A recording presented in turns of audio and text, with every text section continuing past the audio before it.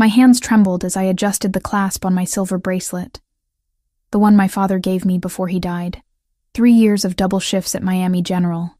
3 years of paying off medical bills that should have saved him but didn't. Tonight was supposed to be different. Tonight I was supposed to relax, celebrate Megan's last days of freedom before her wedding. Maybe remember what it felt like to be 26 instead of feeling ancient. Kayla, you look like you're about to bolt. Megan appeared beside me at the Marina Bay Club's crowded bar, her pink sash declaring her bride-to-be status to anyone within 100 yards. She pressed a cocktail into my hand that smelled like pineapple and regret. 1 drink. That's all I'm asking. I'd been working in the ICU for 72 hours straight before this. My scrubs were still in my locker at the hospital. The dress I wore was borrowed from Megan's closet, a cream-colored thing that actually fit me properly for once. I took the drink because refusing would lead to questions I didn't want to answer about why I couldn't afford to buy my own alcohol this week.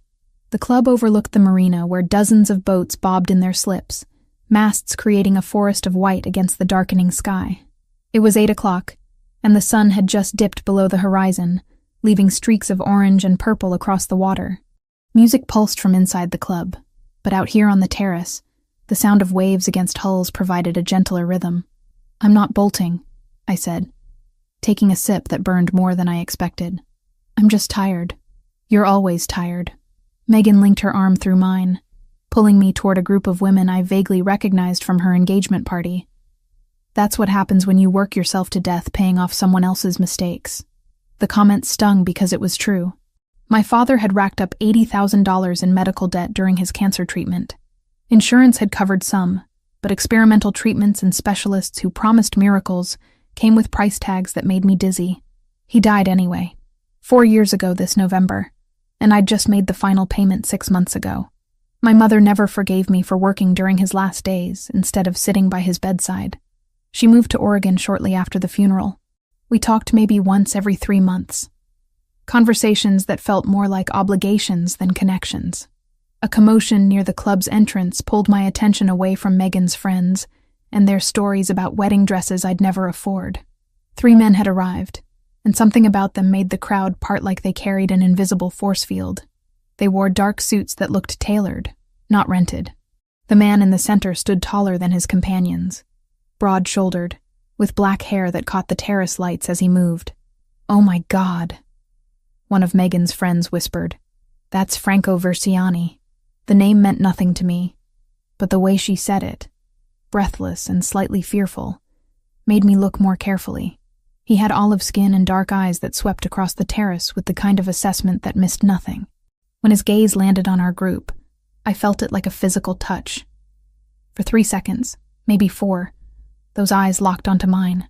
Then he looked away, moving toward a private section of the club with his companions. "Who is he?" I asked, my voice coming out quieter than I intended. "Import-export," Megan's friend said, which was clearly code for something else based on her tone. "He owns half the port and a dozen properties around Miami. My cousin works in his corporate office. She says he's dangerous. Dangerous." The word settled in my chest like a weight. I'd spent 3 years in the ICU seeing what dangerous looked like when it came through the emergency room doors at 3 a.m. Knife wounds, gunshot injuries, overdoses. Whatever Franco Versiani's business involved, I wanted no part of it. I turned back to the water, finishing my drink faster than I should have. The alcohol created a warm buzz that temporarily pushed away the exhaustion living in my bones. When Megan grabbed my arm again an hour later, I'd had 2 more drinks and was feeling almost human. "So," she said, her eyes bright with the kind of excitement that always preceded bad decisions. "Remember how I said we were just doing dinner and drinks?" I narrowed my eyes at her. "Megan, what did you do?" "Jake's friend owns a yacht. Well, his boss owns a yacht. And they invited us for a sunset cruise. Well, technically it's past sunset now, but you know what I mean." "No." The word came out flat. "Absolutely not. It's just a few hours. Look, the boat's right there." She pointed to a massive white yacht docked at the far end of the marina. Even from this distance, I could see it was worth more money than I'd make in 10 lifetimes. There's going to be food and music, and Jake really wants me to meet his boss before the wedding. "Then you go." "I'll get an Uber home." Kayla Wells, you have not taken a single night off in 3 months. I checked with your supervisor. You're coming on this boat, and you're going to have fun if it kills both of us. That's how I found myself walking down the dock at 10:30 at night, my borrowed heels clicking against the wooden planks, following Megan and a dozen other people I barely knew toward a yacht that looked like it should be featured in magazines. The name painted on the stern read Tesoro, and as we got closer, I could see crew members in crisp white uniforms waiting to help us aboard. The last person I expected to see was Franco Versiani standing on the deck, talking with an older man in a captain's uniform. Megan grabbed my wrist. Oh my God! Jake works for him. Jake works for Franco Versiani. Why didn't he tell me that? Because Jake probably had sense enough to know that information would make his fiancée nervous, I thought, but didn't say. Instead, I watched Franco turn as our group approached, watched his eyes scan the new arrivals, and stop when they found me. This time the look lasted longer than 3 seconds. Long enough for me to notice the sharp angles of his face, the way he held himself with absolute confidence, the small scar above his left eyebrow that somehow made him more attractive instead of less. "Welcome aboard," he said, his voice carrying easily across the deck. There was the faintest trace of an accent. Italian, maybe, softened by years in America. "Please make yourselves comfortable. We'll be departing shortly." I should have turned around right then. Should have faked sudden illness, or remembered an important work emergency. But Megan's hand was on my arm, and Jake was introducing her to Franco with obvious nervousness. And then somehow I was being handed a glass of champagne by a server who appeared at my elbow like magic. The yacht's interior was all polished wood and cream leather, understated luxury that whispered money rather than shouting it. I found a seat near the windows in the main salon, away from the crowd gathering on the upper deck. Through the glass, I could see storm clouds building on the horizon, dark masses that looked ominous against the last light of evening. "We should wait," I heard someone say. "Weather Service issued a tropical storm warning an hour ago. We'll be back before it hits." Franco's voice, calm and certain. 2 hours, 3 at most. The engines rumbled to life beneath my feet, a deep thrumming that vibrated through the leather seat. I watched Miami's coastline begin to shrink as we moved away from the dock, lights from buildings reflecting off the dark water. Most of the other guests had moved to the upper deck where music played and laughter carried on the breeze.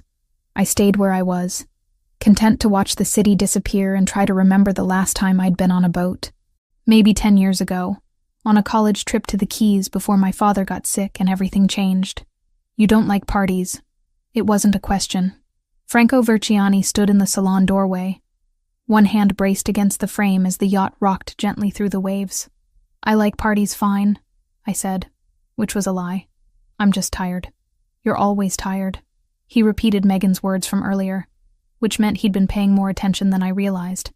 "That's what happens when you work too hard. You don't know anything about me. I know you're Megan Collins' best friend. I know you work at Miami General as an ICU nurse. I know you took 3 drinks at the bar earlier and looked like you wanted to disappear." He moved further into the salon, not sitting, but leaning against the bar with a casualness that somehow made him seem more dangerous, not less. "I know you don't want to be here." Heat rushed to my face. "If you knew that, why did you let me board?" "Because you came anyway. That interested me." He studied me with those dark eyes that seemed to see too much. "What's your name?" "Kayla." I didn't offer my last name, though clearly he already knew it. "And you're Franco Versiani, import-export, apparently." A smile touched his lips, brief but genuine. "Apparently. What do you actually do?" "Many things, none of which you need to worry about tonight."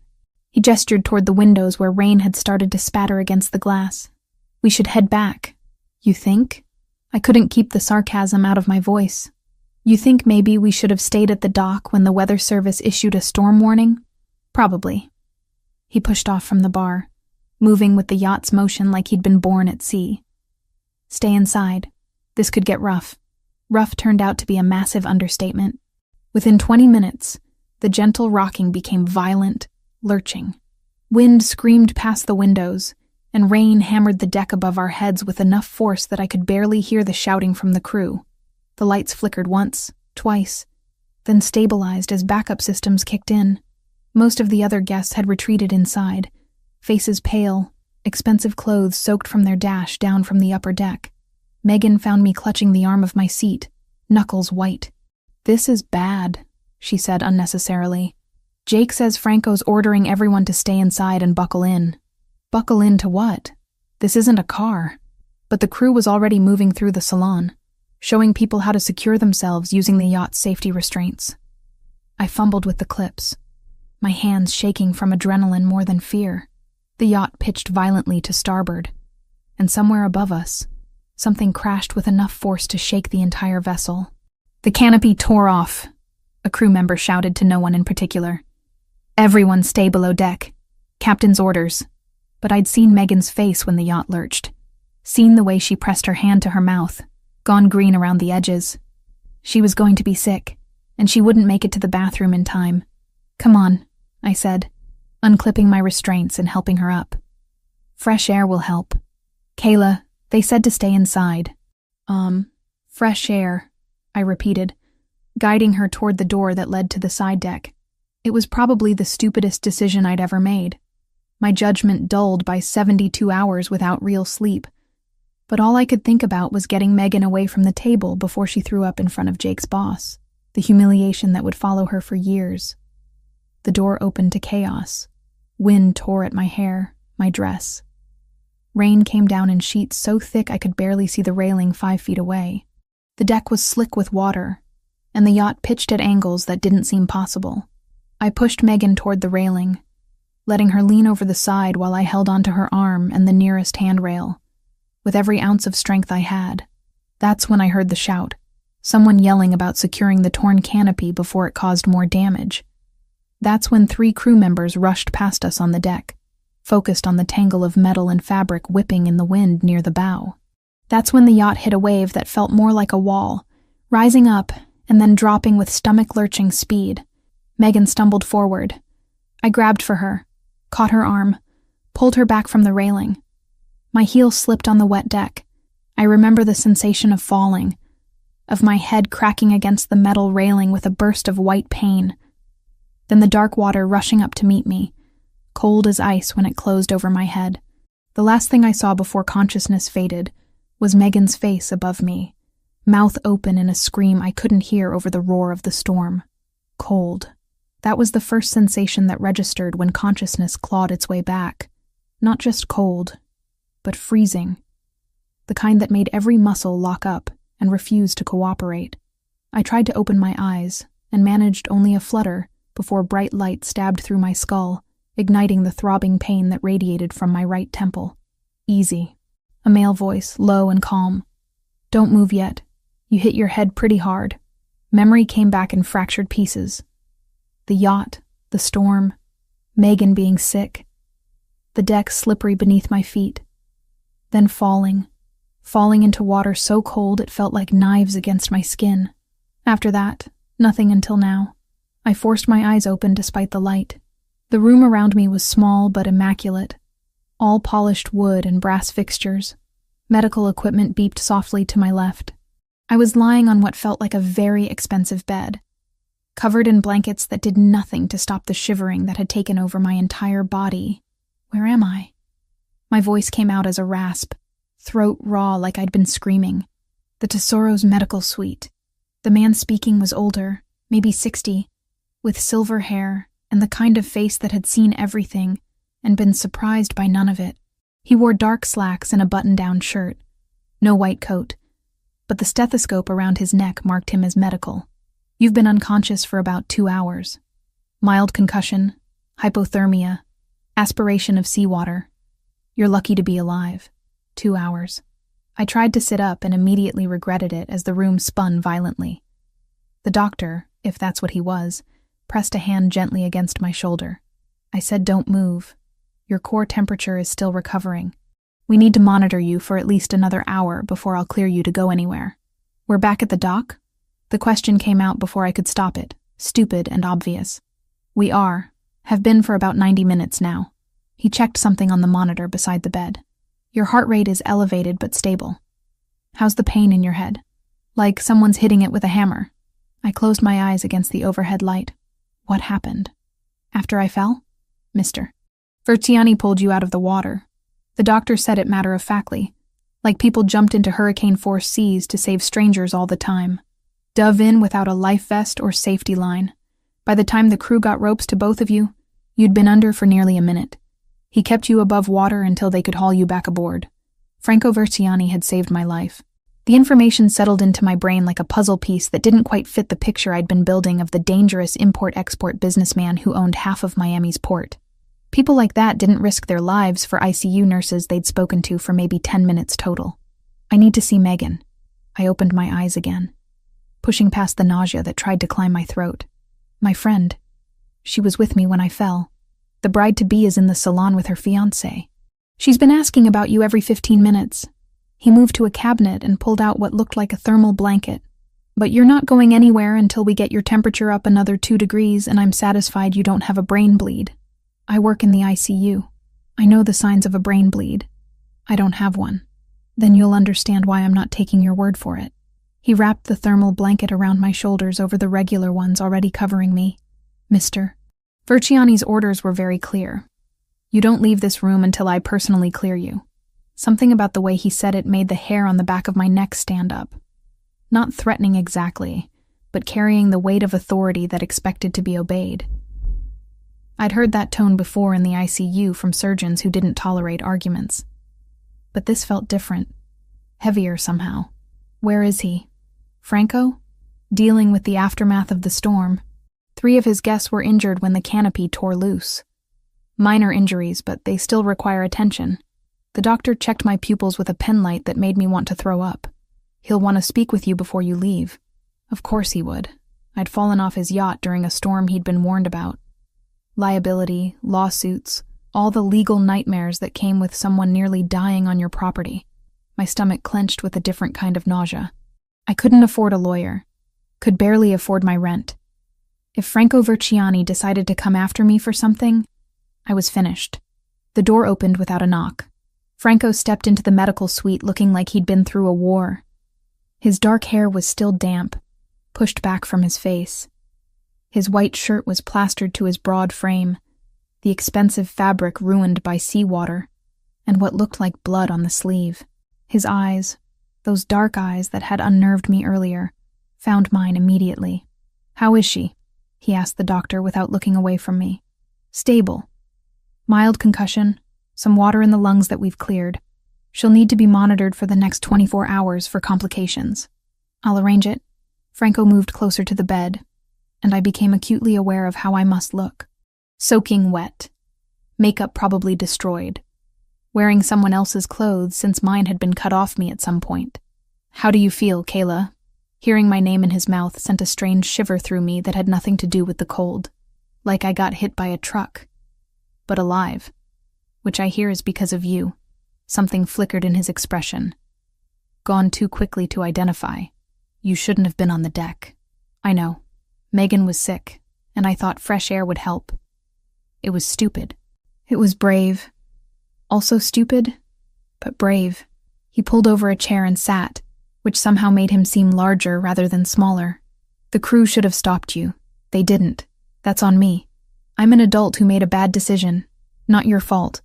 Everything that happens on my yacht is my fault." He said it with the kind of certainty that left no room for argument. "Dr. Martinez, give us a moment."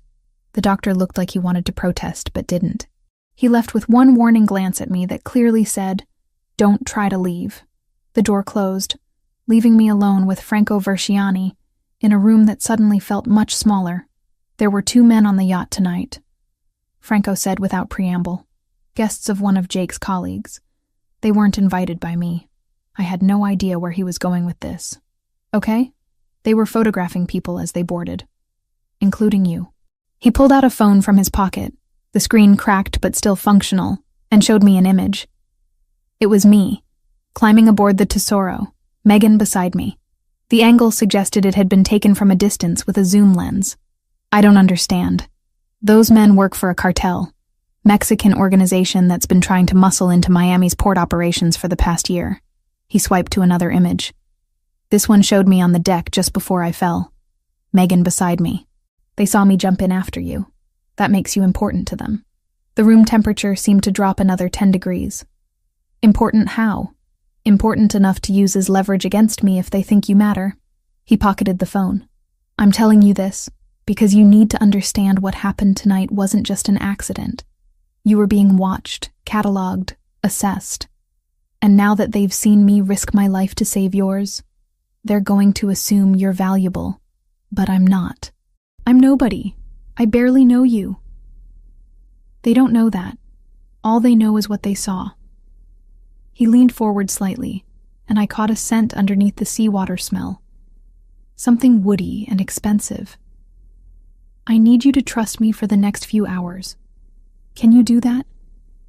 Every instinct I had screamed no. Don't trust the dangerous man with the cracked phone showing surveillance photos. Don't get involved in cartel business and port operations and whatever illegal empire he'd built. Run as far and as fast as possible. But my head hurt too much to run. My body was still shaking from cold. And somewhere in the logical part of my brain that had kept me alive through 4 years of paying off impossible debt, I understood that if what he said was true, running wouldn't help. These people already had my picture, already knew my face.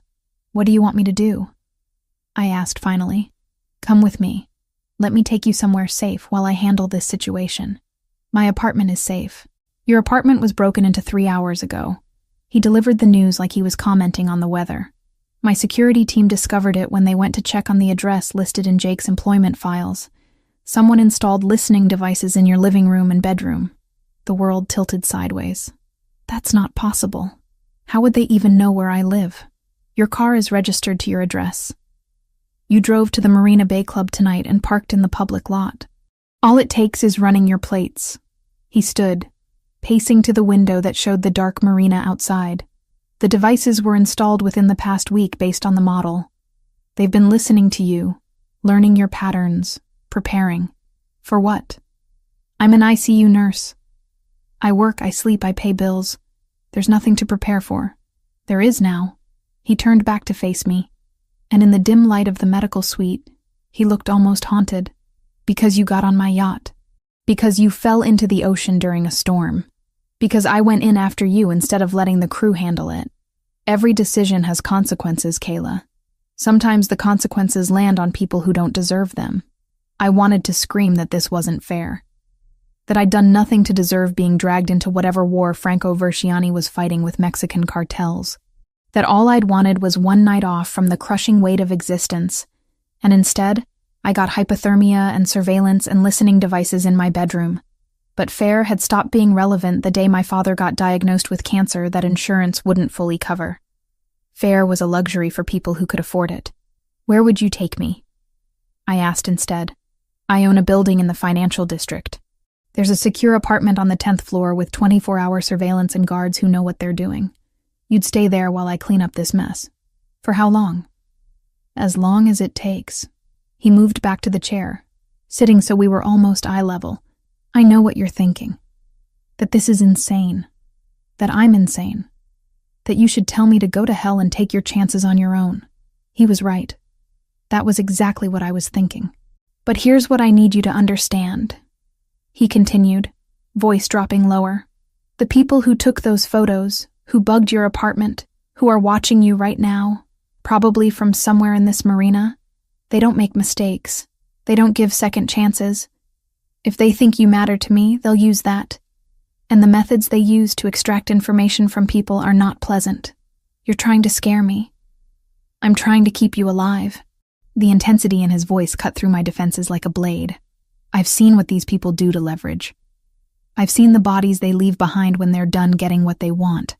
I will not let that happen to you because of a decision I made to go after a woman falling off my yacht. So this is guilt? You feel responsible? Yes. No hesitation. Completely responsible. You were on my yacht, at my party, in danger because I ignored weather warnings.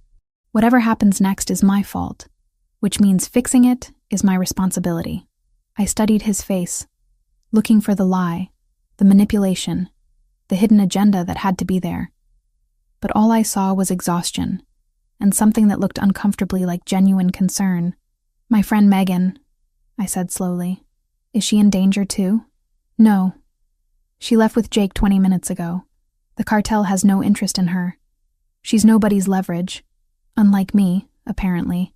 The invisible trophy in a game I didn't know I was playing. I need to see her before I go anywhere. I need to tell her I'm okay. Franco pulled out his phone again, this time making a call. Bring Megan Collins back to the yacht. Tell her Kayla is awake and asking for her. He hung up. She'll be here in 10 minutes. Jake lives 3 blocks from the marina. You really do control everything, don't you? A ghost of a smile touched his lips. I try. Doesn't always work, as tonight demonstrated. Dr. Martinez returned, checking my vitals again, and declaring that my temperature had risen to acceptable levels. I was still hypothermic by medical standards, but no longer in immediate danger. He prescribed rest, warmth, and monitoring for signs of complications. Then he looked at Franco. She should be in a hospital. She'll have better care where I'm taking her. You'll be on call? Always am. The doctor gathered his equipment. Call me if anything changes. Confusion, vomiting, severe headache beyond what she has now. Any of those could indicate bleeding. They were talking about me like I wasn't there, which should have bothered me more than it did. But the exhaustion was catching up, dragging at my limbs with weights I couldn't shake off. Megan burst through the door before Dr. Martinez could leave, her face streaked with tears and mascara. She practically threw herself at the bed, grabbing my hand like she was afraid I'd disappear. Oh my God, Kayla. Oh my God, I thought you were dead. I saw you go over and I screamed, but the crew was already running, and then Franco just dove in without even thinking, and I thought you were both going to drown.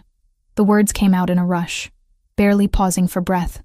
I'm okay, I lied, squeezing her hand. Headache, cold, but okay. This is my fault. I made you come. I made you get on that stupid boat. You didn't make the storm come. You didn't make me go on deck when they told us to stay inside. This was just a bad decision I made. Megan's eyes cut to Franco, who had moved back to the window to give us space. Jake told me who he really is, what he really does, and I don't know what to think. She lowered her voice even though Franco could definitely still hear. He saved your life. But the things Jake said, about the business, about the people he works with, Kayla, this is dangerous. I know. So come home with me. We'll go to my place. You can stay there until this blows over. It's not going to blow over. I pulled my hand from hers gently. My apartment was bugged.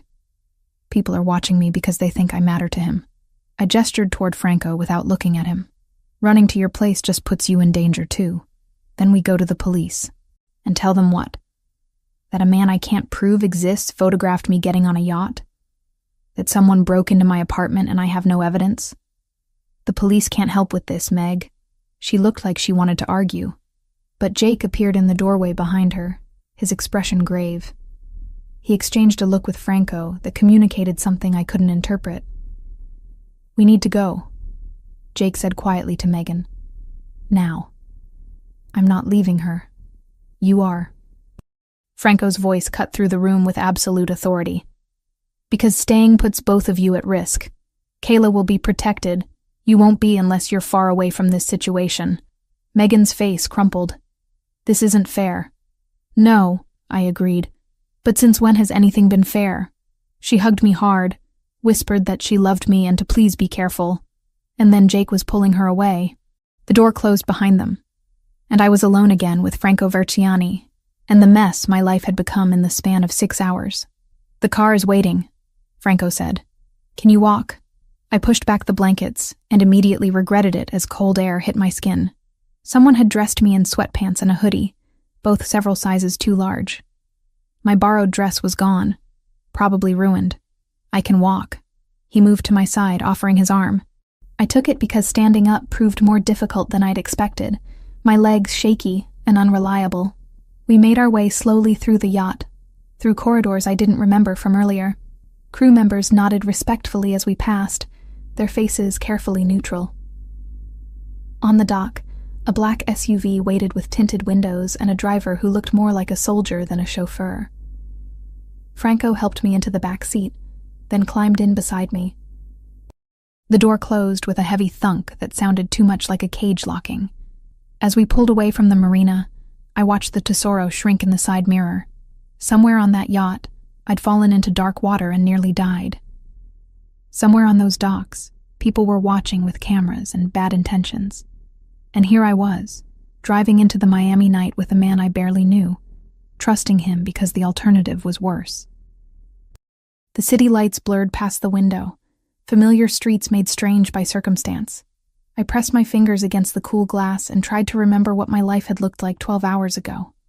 Simple, exhausting, safe, that life was gone now, drowned in the same water that had nearly taken me.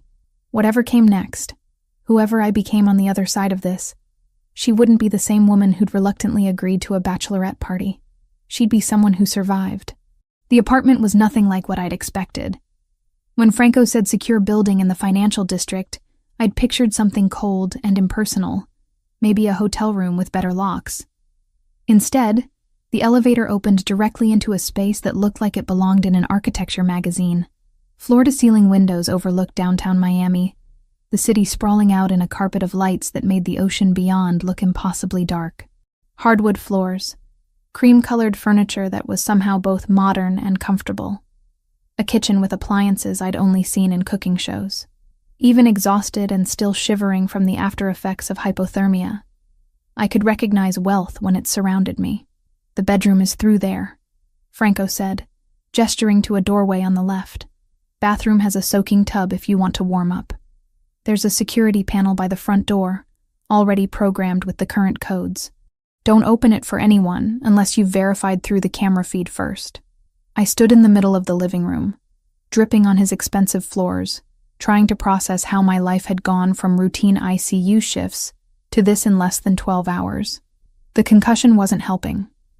Every time I moved my head too quickly, the room tilted at angles that made my stomach lurch.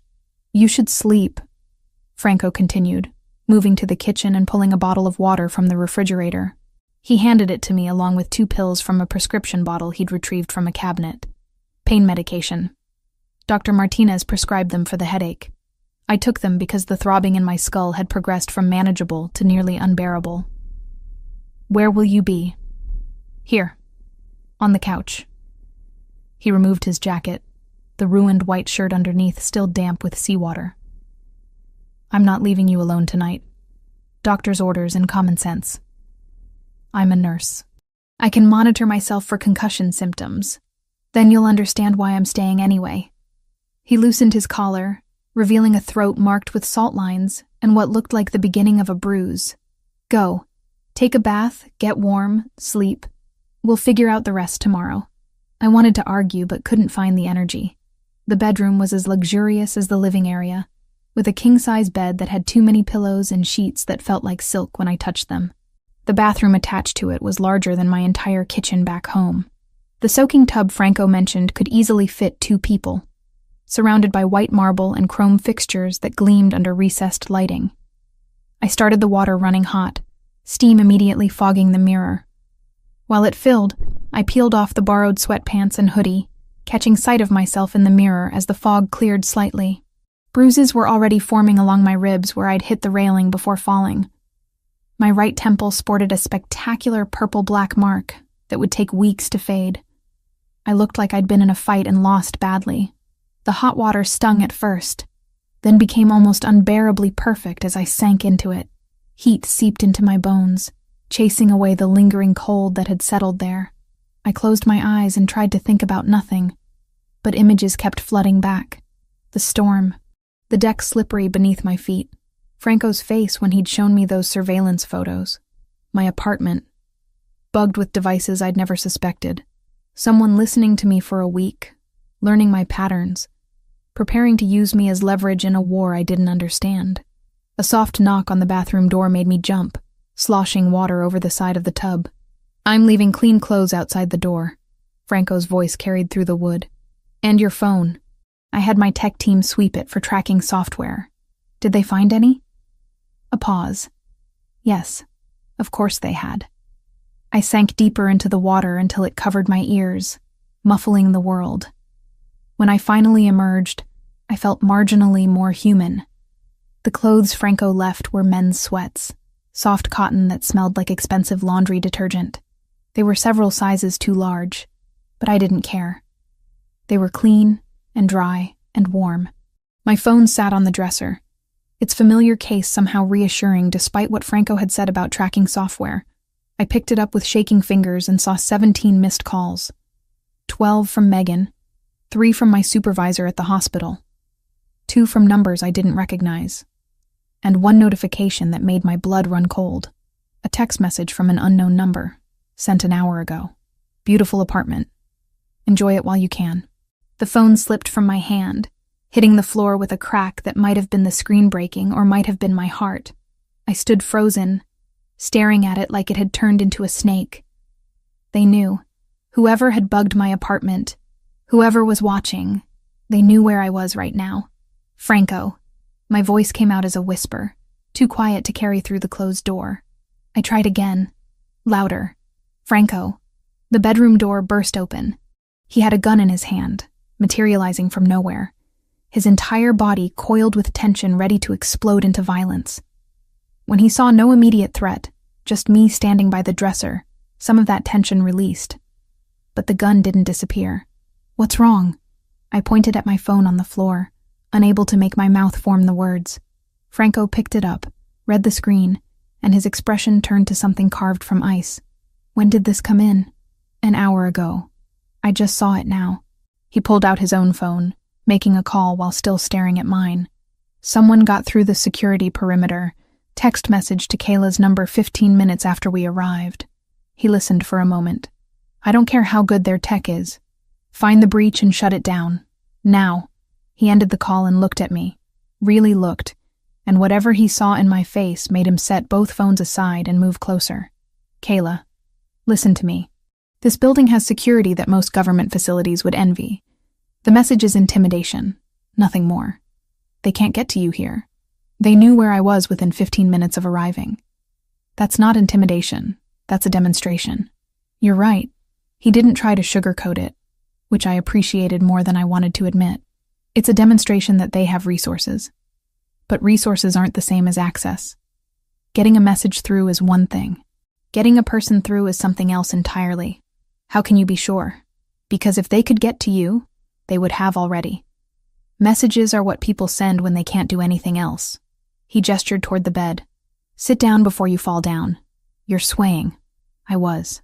The adrenaline from seeing the text had temporarily overridden my exhaustion, but now it was crashing back twice as hard. I sat on the edge of the bed, and Franco took a position by the window where he could see both me and the door. The gun had disappeared somewhere, but I had no doubt he could produce it again in seconds if needed. Tell me about them, I said. The cartel. Who they are.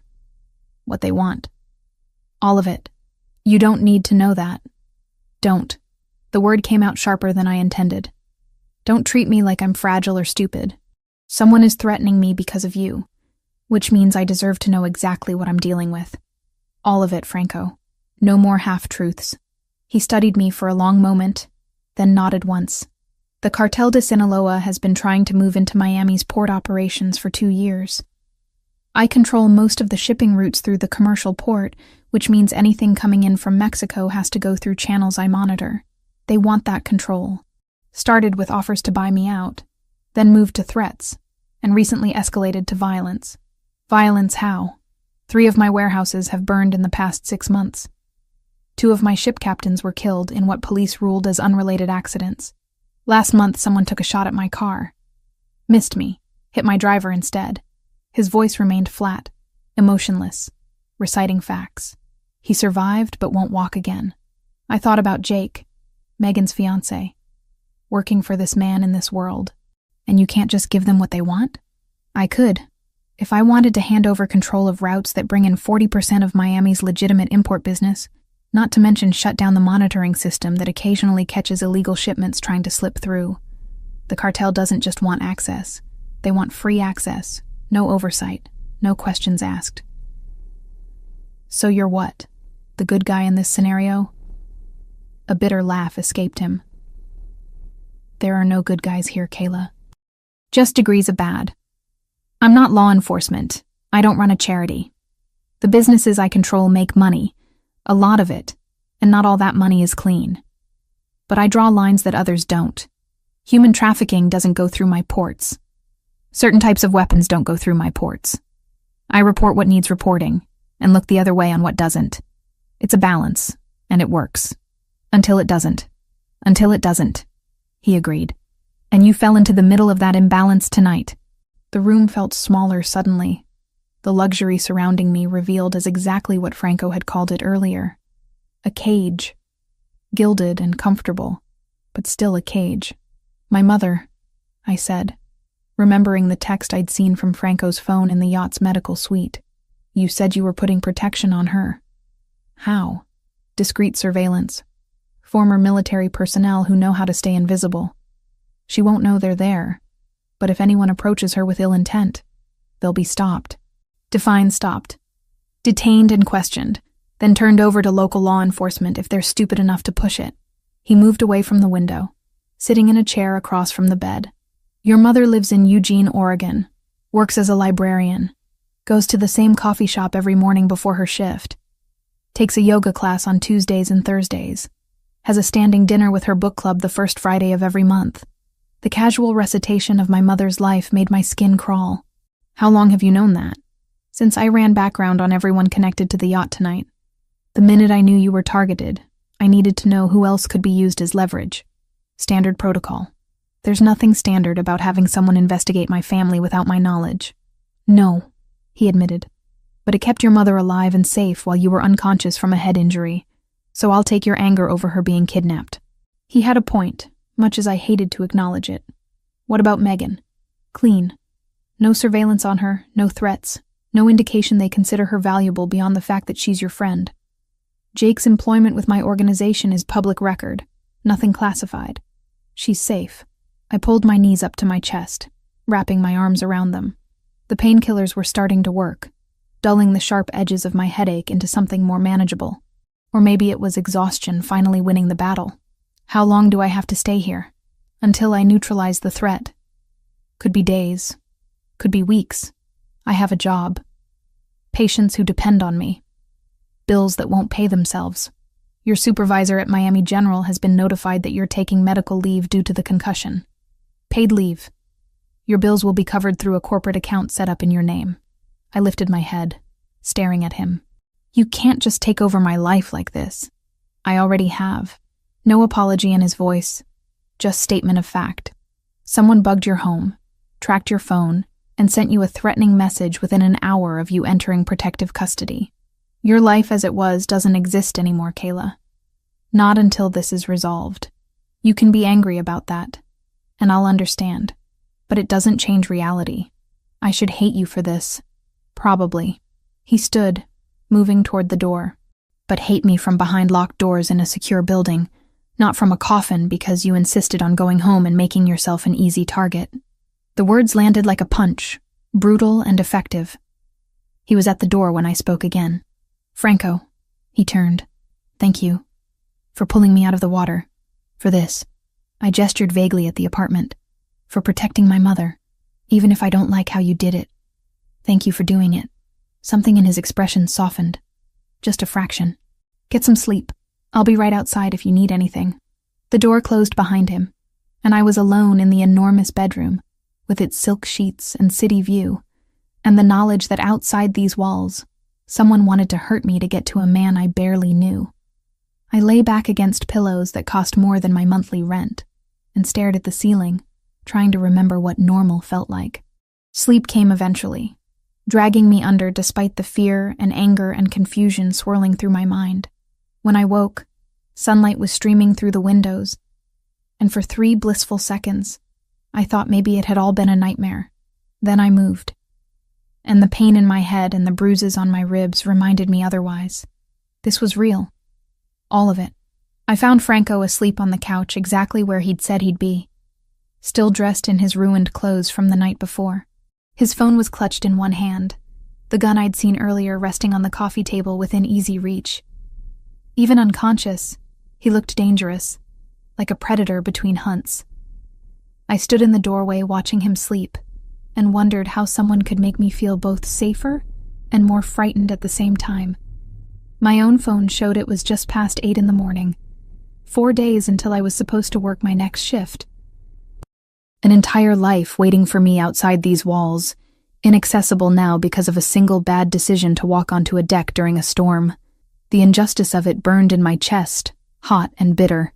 A soft chime came from the security panel by the door, and Franco was awake instantly, gun in hand before I could blink. He checked the screen showing the hallway camera feed, then relaxed marginally. "Breakfast delivery," he said, his voice rough with sleep. "Stay back."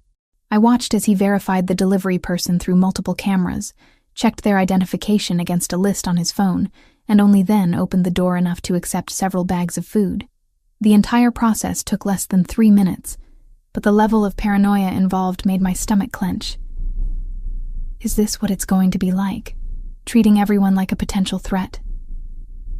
Until proven otherwise, yes. He set the bags on the kitchen counter, removing containers that smelled incredible despite everything. You can resent the precautions, or you can eat the food. I'd suggest both are possible simultaneously. The food was from somewhere expensive based on the presentation alone. Eggs perfectly cooked, bacon that actually looked like meat instead of charcoal, pastries that made my mouth water. I ate because my body demanded fuel, not because I could taste any of it. Franco ate mechanically, checking his phone between bites, firing off messages to people I couldn't see. "What happens today?" I asked. "Today, you rest and recover from the concussion. Tomorrow we assess the situation and adjust as needed." He looked up from his phone. "I have meetings I can't miss, but there will be security here at all times. 2 men in the hallway, 1 monitoring camera feeds from a central location. You won't see them unless there's a problem. More people knowing where I am, more potential security breaches. These are people I trust with my life. They'll protect you with theirs if necessary." He stood, gathering his phone and gun. "I need to go home, change, handle some business. I'll be back by tonight." Panic flared unexpectedly. "You're leaving me alone?" "You won't be alone. I told you. Security will be here." He moved closer, and I caught that woody scent again underneath the salt and seawater. "I'll show you how to use the security system before I go. You'll be able to see every entrance to the building, every floor, every hallway. Nothing happens here that you won't know about." True to his word, he spent 20 minutes walking me through the security panel, showing me camera angles and alarm triggers and emergency protocols. By the time he finished, I could probably run surveillance on a small country. Then he was gone, the door closing behind him with that heavy thunk that sounded like finality. I stood in the center of the living room and felt more alone than I had since my father died. The apartment was beautiful, the security was sophisticated, the city spread out beyond the windows like a promise, but none of it changed the fact that I was a prisoner, however comfortable the prison. Someone out there wanted to use me as a weapon against Franco Versiani, and until that threat disappeared, my life belonged to someone else. My phone buzzed with a text from Megan. "Please tell me you're okay. Jake won't tell me anything and I'm losing my mind." I stared at the message for a long moment, then typed back, "I'm safe. Can't explain details right now, but I promise I'm okay. I'll call when I can." The lie felt necessary. She didn't need to know about the threatening text or the security team, or the fact that I was living in a gilded cage while cartels played chess with human lives. She needed to believe I was fine, so she could enjoy the last weeks before her wedding, without drowning in worry. 3 more days passed in a blur of expensive meals delivered by screened personnel, video calls with Dr. Martinez monitoring my concussion recovery, and long hours staring at the city below while Franco's security team lurked invisibly in the hallways. Franco himself came and went at odd hours, sometimes staying overnight on the couch, sometimes disappearing for 18 hours at a stretch. He didn't explain his absences, and I didn't ask. The less I knew about whatever war he was fighting, the better I could maintain the illusion that I was just a temporary casualty, not a permanent participant. On the 4th morning, I woke to find Franco sitting in the chair by the window, watching sunrise paint the sky in shades of orange and gold. He looked exhausted, shadows under his eyes that spoke of too many sleepless nights.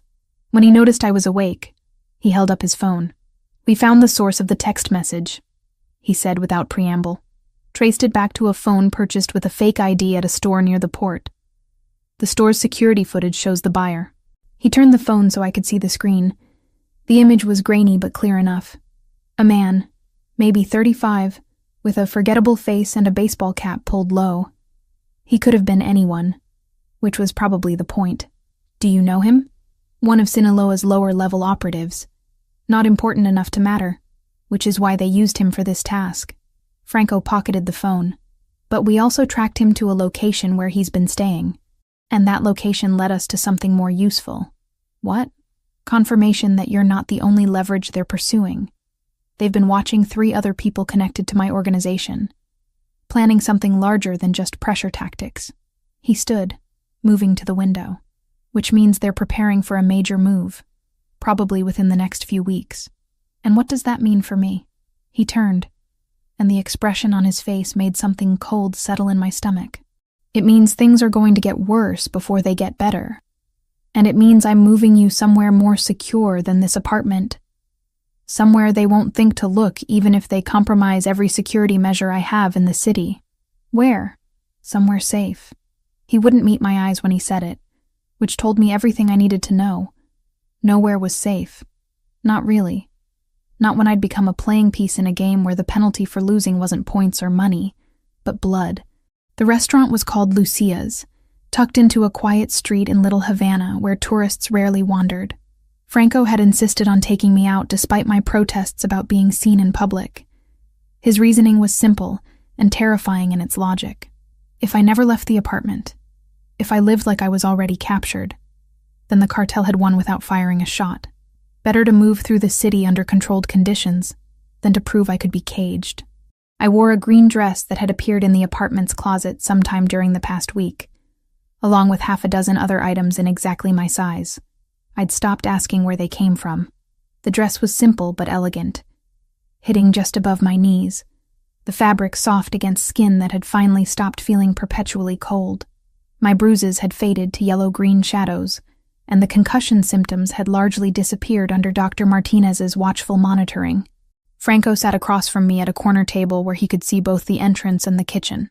2 of his security team occupied a table near the door, dressed casually but alert in a way that made them stand out to anyone who knew what to look for. A 3rd was positioned somewhere outside. I'd learned to recognize the patterns of protection surrounding Franco's movements, learned to see the invisible walls he built around himself everywhere he went. "You're not eating," Franco observed, gesturing to my untouched plate of ropa vieja that smelled incredible, but might as well have been cardboard for all I could taste it. "I'm not hungry. You need to eat. Dr. Martinez said your weight has dropped since the accident. Maybe that's what happens when you upend someone's entire life and expect them to just accept it." The words came out sharper than intended, but I was past caring about politeness. 2 months of living in that apartment, 2 months of security teams and controlled movements and carefully monitored phone calls had worn my patience down to nothing. Franco set down his fork with deliberate care. "Would you prefer I had left you in your apartment? Let them take you in the middle of the night and use whatever methods they deemed necessary to extract information about me? I'd prefer to have some say in my own life. Some agency beyond choosing what color dress to wear from a closet full of clothes I never asked for." "Fair enough." He leaned back in his chair, studying me with those dark eyes that saw too much. "What do you want, Kayla? Specifically." The question caught me off guard. "What?" "You want agency, control over your life. Define what that looks like in practical terms given the circumstances we're both trapped in." I stared at him, searching for the trap in the question, the manipulation hiding beneath apparent openness, but his expression remained neutral, genuinely waiting for an answer. "I want to understand what's actually happening, not just bits and pieces you decide I need to know, but the whole picture, who these people are, what they want, what you're doing to stop them." I leaned forward. "And I want to know about you. Really know, not just the surface details about port operations and import-export businesses. I want to know who Franco Verciani actually is beneath all the security teams and carefully controlled image." Something flickered across his face. Surprise, perhaps, or wariness. That's a dangerous thing to ask for. I think I'm already in about as much danger as possible. What's a little more truth going to cost me? He considered this for a long moment, then signaled to the waiter for wine. When 2 glasses arrived, deep red that caught the restaurant's low lighting like liquid ruby, He took a long drink before speaking. My grandfather, Luca Versiani, came to Miami from Naples in 1967 with $300 and a dream of building something legitimate. He worked the docks for 15 years, saved every penny, learned the business from the bottom up. In 1982, he bought his first warehouse. By 1990, he owned 6 and had contracts with most of the major shipping companies moving goods through Miami's port. Franco's voice had taken on a different quality, softer somehow, like he was telling a story he'd heard so many times it had worn grooves in his memory. My father, Antonio, inherited all of it when Luca died in 1995, and my father was not my grandfather. Where Luca built with patience and integrity, Antonio saw opportunities for faster money. He made deals with people Luca would have thrown out of his office. By 2000, half the Vertiani operations were compromised by organized crime connections. By 2005, the legitimate businesses were barely breaking even because Antonio had leveraged everything to fund his other ventures. What kind of ventures? The kind that paid well but extracted costs in other ways.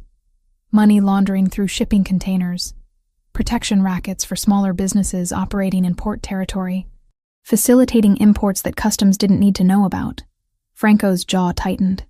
My father died in 2008, heart attack at 53. By then, I'd been working in the business for 6 years, watching him destroy everything my grandfather built. How old were you when you took over? 26. Same age you are now. He finished his wine and poured another glass. I inherited an empire drowning in debt, with connections to 3 different criminal organizations, and a reputation that made legitimate businesses refuse to work with us. It took me 5 years just to stabilize operations.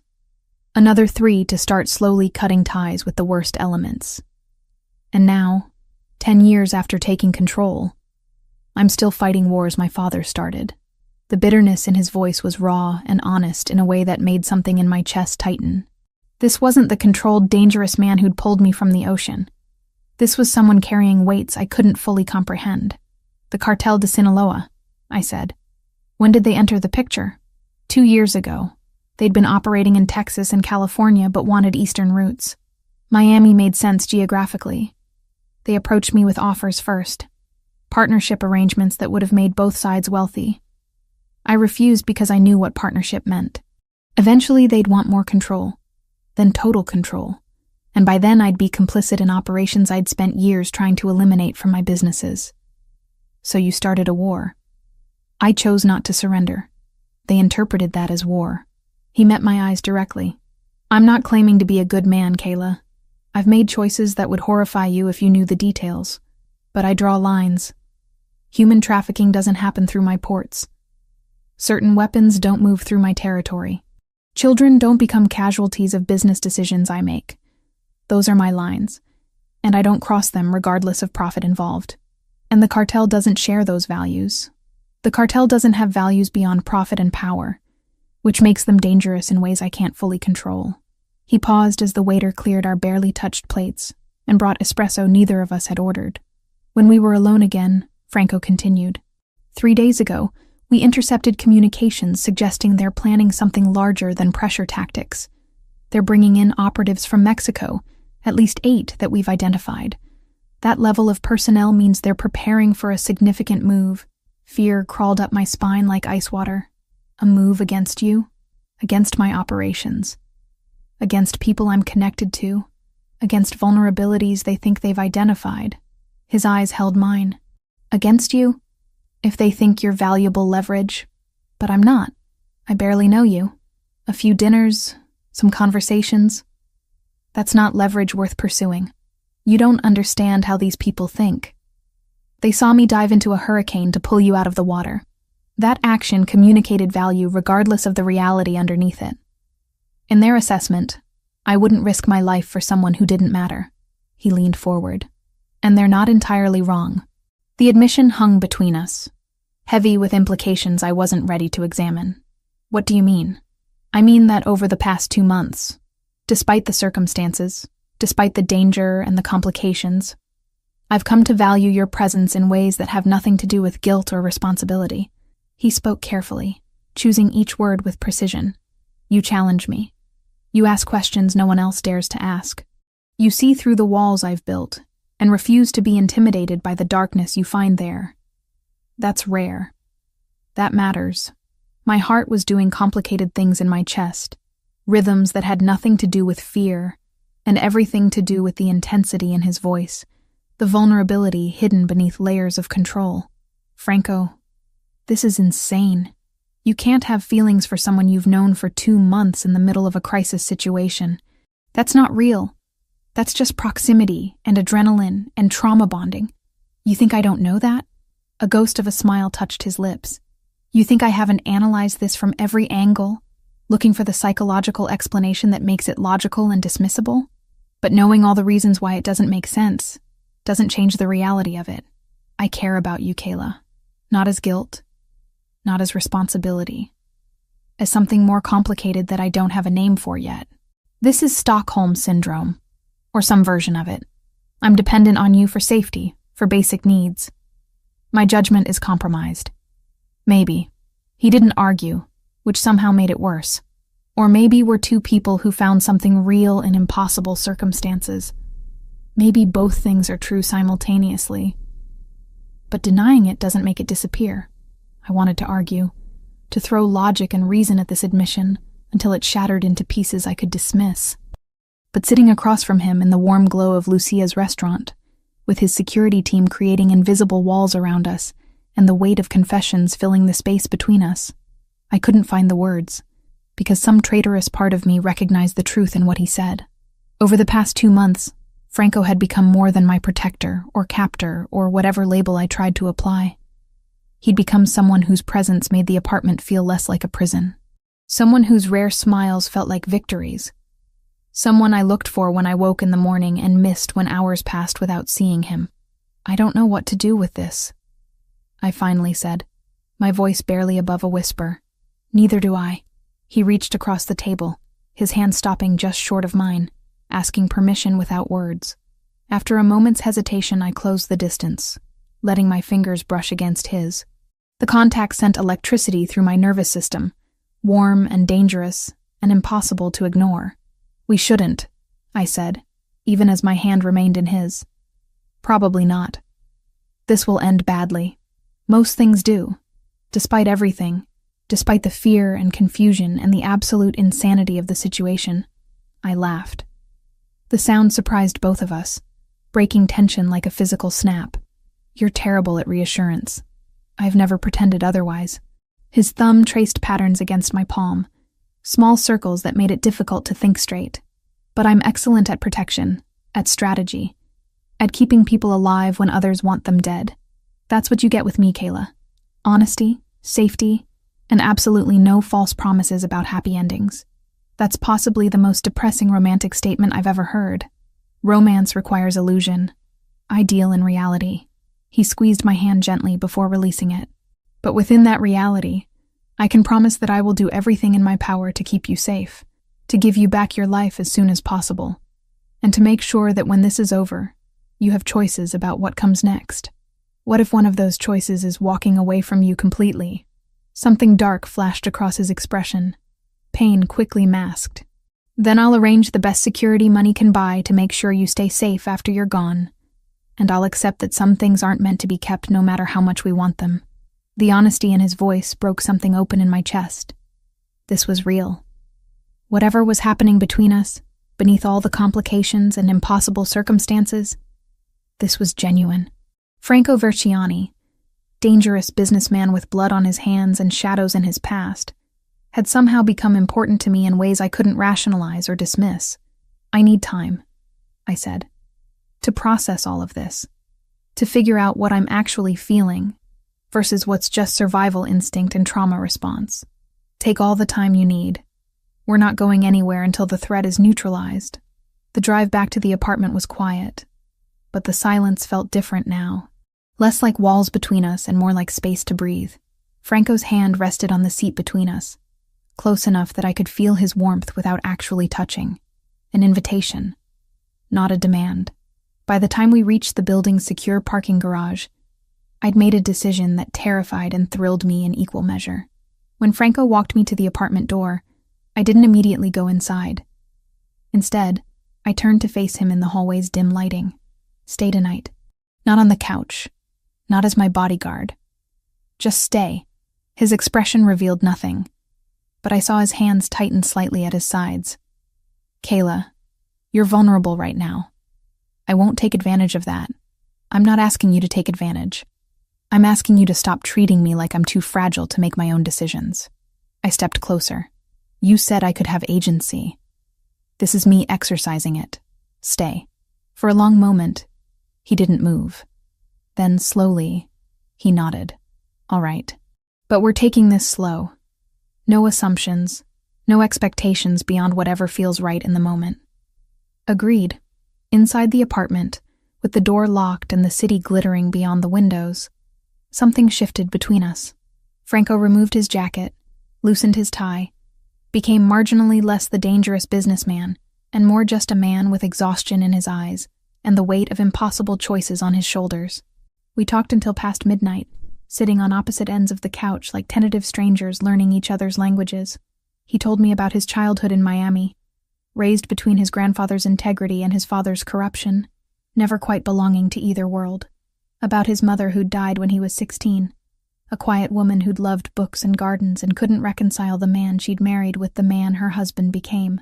I told him about my father's slow death, the crushing weight of debt, the anger I still carried toward my mother for leaving instead of fighting through the grief with me, about dreams of medical school I'd abandoned for practical nursing, because debt made ambition a luxury, about feeling invisible most of my life until falling into dark water made me suddenly, terrifyingly visible.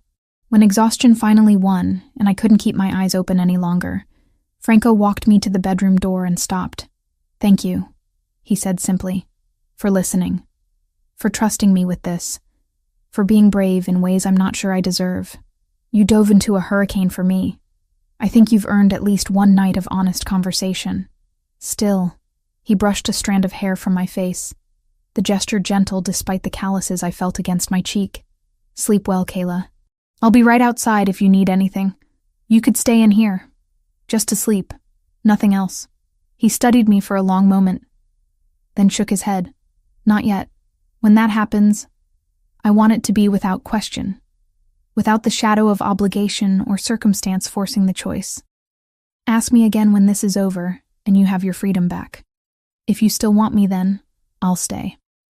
It was the right decision. I knew that even as disappointment curled through me, but knowing he was right didn't make watching him walk away any easier. I lay in the dark, listening to the sounds of him settling on the couch, the apartment creaking gently around us, the city humming its endless song beyond the windows. Somewhere out there, people wanted to hurt me to get to him. Somewhere in the complicated machinery of criminal enterprise and territorial wars, I'd become a piece on a board I didn't understand. But in this moment, in this expensive cage with its silk sheets and security systems, I felt something I hadn't felt in years. Hope. Dangerous. Ill-advised. Probably doomed hope that maybe, just maybe, something good could come from the worst night of my life. The property sat 90 miles north of Miami, accessible only by a winding private road that cut through palmetto scrub and pine forest. Franco's cousin Joseph had inherited the land from their grandfather, the same Luca Verciani, who'd built an empire from nothing. The house itself was modest compared to the financial district apartment, a sprawling single-story structure with wide porches and windows that let in light from every direction. It's not what I expected, I said as we pulled up the gravel drive. I'd imagined something fortress-like, all concrete and security systems. Instead, the place looked almost peaceful, like somewhere a family might vacation rather than hide from cartel assassins. That's the point, Franco replied, killing the engine. No one would think to look for you here. It's registered under a shell company with no obvious connection to Verciani interests. As far as public record shows, this property belongs to a retired accountant from Jacksonville.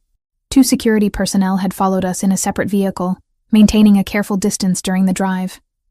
They'd swept the property yesterday, Franco explained, checking for surveillance devices or signs of compromise. The house had been empty for months, used occasionally by family members who needed somewhere quiet to disappear. Joseph emerged from the house as we climbed out of the car. He was 38, stocky where Franco was lean, with the same dark eyes but a softer expression. Behind him came a woman who had to be Camilla, visibly pregnant even beneath the loose cotton dress she wore. "You must be Kayla," Joseph said, extending his hand. His grip was firm but not aggressive, nothing like the careful control Franco maintained in every interaction. "Welcome. I'm sorry it's under these circumstances. Thank you for letting me stay here. Family helps family." He glanced at Franco with something that looked like concern. "Even when family makes questionable decisions that put innocent people in danger." "Joseph." Franco's voice carried a warning. "What?" "She should know what she's gotten into. What you've dragged her into." Joseph turned back to me. "My cousin thinks he can control everything through force of will and superior planning. He forgets that other people have wills too. And sometimes those wills collide in ways that create casualties." Camilla touched her husband's arm gently. "Inside, please." "Let's not have this conversation in the driveway." Her English carried a melodic accent I couldn't place. Brazilian maybe, or Portuguese. She smiled at me, warm and genuine. "I've prepared the guest room. Come, you must be exhausted from the drive." The house's interior matched its exterior, comfortable and lived in rather than showplace perfect. Family photos lined the hallway walls, showing multiple generations of Verzianis in various stages of life. I recognized Franco in several, always slightly apart from the group even as a child, like he'd learned early to maintain distance. The guest room was airy and bright, with windows overlooking fields that stretched toward distant tree lines. A breeze carried the scent of cut grass and something floral I couldn't identify. After 2 months in the financial district apartment, with its recycled air and filtered light, the openness felt almost disorienting. "Stay as long as you need," Camilla said, setting fresh towels on the dresser. "Joseph and I are here if you want company, and there's plenty of space if you need solitude. 8 months pregnant means I understand the value of both." "Thank you." I sat on the bed, testing the mattress. "When are you due?" 3 weeks, give or take. My doctor wants me to take it easy, which is why we're here instead of Miami. She placed a hand on her rounded stomach. "This little one is already stubborn like his father." "It's a boy?" "We think so, though we wanted to be surprised. Joseph insists he can tell by the way I'm carrying." She laughed, a sound that made the room feel warmer. Men always think they know everything about pregnancy, despite never experiencing it themselves. After Camilla left, I unpacked the few belongings I'd brought. The clothes from the apartment closet, toiletries, my phone with its limited contacts and heavily monitored usage. Everything I owned that mattered fit in a single duffel bag. The realization was simultaneously depressing and liberating.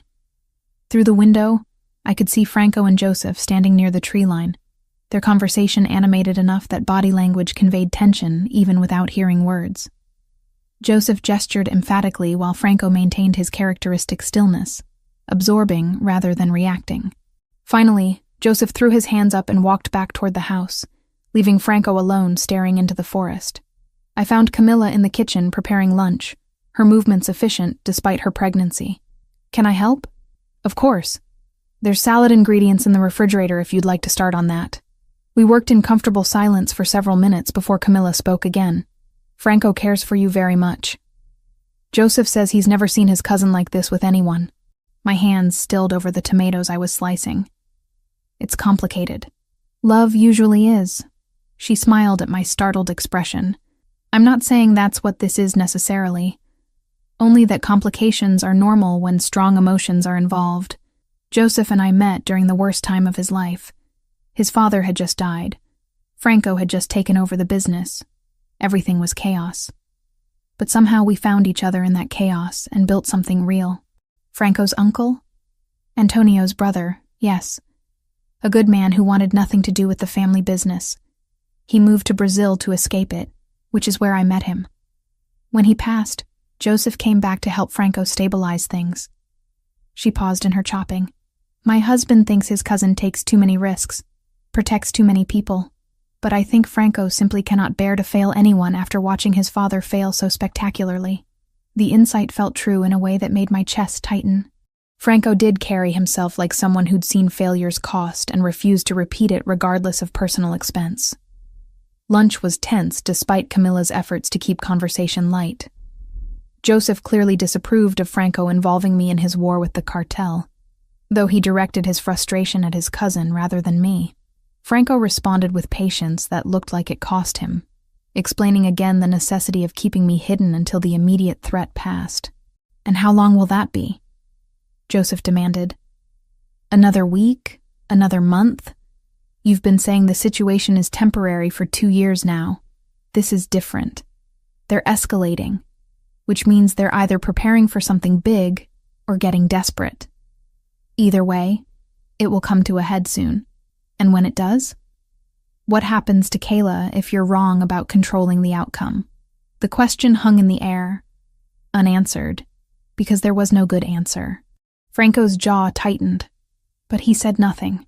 That night, I lay in the unfamiliar bed listening to sounds I'd forgotten existed. Crickets, wind through trees, the distant call of some night bird. After weeks of city noise filtered through triple-paned windows, the natural symphony felt almost overwhelming. Sleep came in fits and starts, my mind too active to settle. A soft knock on the door around midnight made me sit up. "Come in." Franco entered carrying 2 mugs that steamed in the moonlight filtering through the windows. "I saw your light on. Thought you might want tea." "Couldn't sleep. Rarely do anymore." He handed me 1 mug and settled into the chair by the window. Too many variables to track. Too many potential threats to anticipate. Joseph's worried about you. Joseph has the luxury of worry. I have the responsibility of action. He sipped his tea. He's not wrong, though. I should have handled this differently from the beginning. Should have refused to let you on the yacht that night. Or at least made sure you stayed inside during the storm.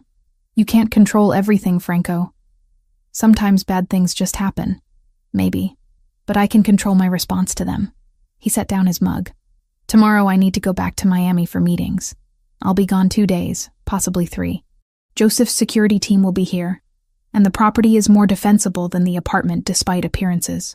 Fear spiked through me at the thought of him leaving. Is it about the cartel? It's about ending this situation so you can go home. He moved to sit on the edge of the bed, close enough that I could feel warmth radiating from him. I'm tired of watching you live like a prisoner. Tired of knowing every day I can't give you back your life is another day I failed to fix what I broke. You didn't break anything. You saved me. And in doing so, made you a target. His hand found mine in the darkness. Kayla, if this goes wrong, if something happens to me before I can resolve things with the cartel, Joseph has instructions. Money, security arrangements, everything you'll need to disappear and build a new life somewhere safe. He'll make sure your mother is protected, that Megan and her fiancé are insulated from any fallout. Don't talk like that. Like you're planning your own funeral. I'm planning for contingencies. That's different. But something in his voice suggested it wasn't as different as he claimed. Promise me you'll let Joseph help if it comes to that. Don't try to be brave or independent. Just take what's offered and run. Franco, he kissed me, sudden and desperate and nothing like the careful control he'd maintained over the past weeks. It was need and fear and goodbye all compressed into a single moment. I responded without thinking, my hands tangling in his hair, pulling him closer. When we finally broke apart, both breathing hard, his forehead rested against mine. That was not taking it slow, I whispered. No. He pulled back slightly. I should go.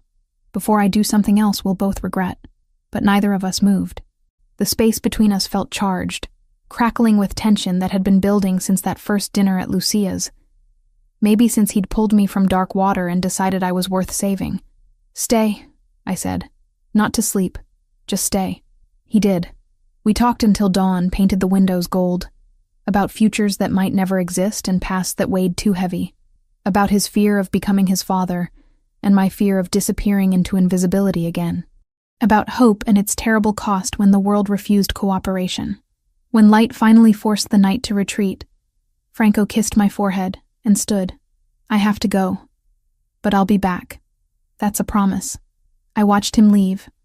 Watched the car disappear down the gravel drive, carrying him back toward danger I could only imagine.